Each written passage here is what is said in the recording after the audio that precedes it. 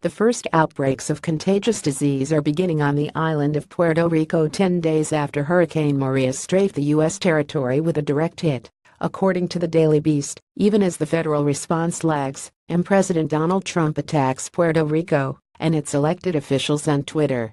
The Daily Beast's Pablo Vines spoke to Puerto Rican mayors and health officials about the ticking infectious disease time bomb waiting to explode into a full-on public health crisis as citizens enter their second week without electricity, air conditioning, water, food or medication.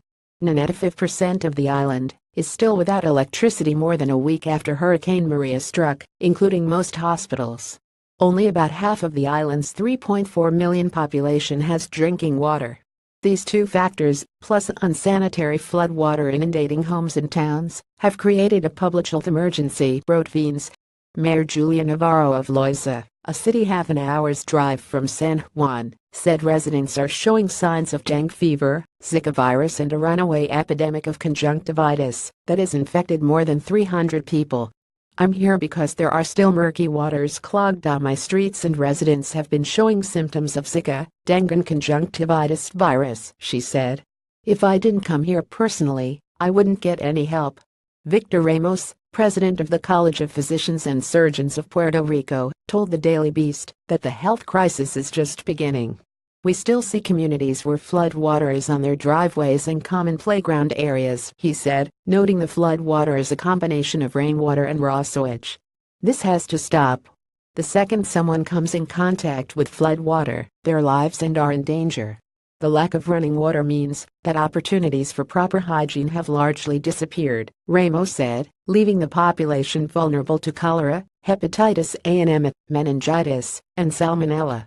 Without water supply, residents rely on stocking water to wash their mouth and do the dishes.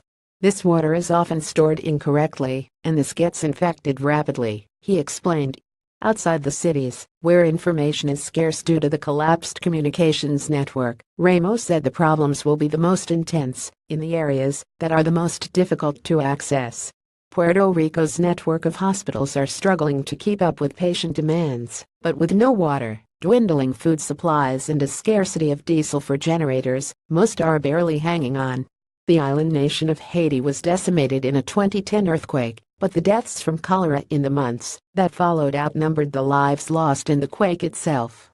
4 years later, Haiti struggled with an outbreak of chikungunya, a mosquito-borne virus that attacks the brain, joints and connective tissues.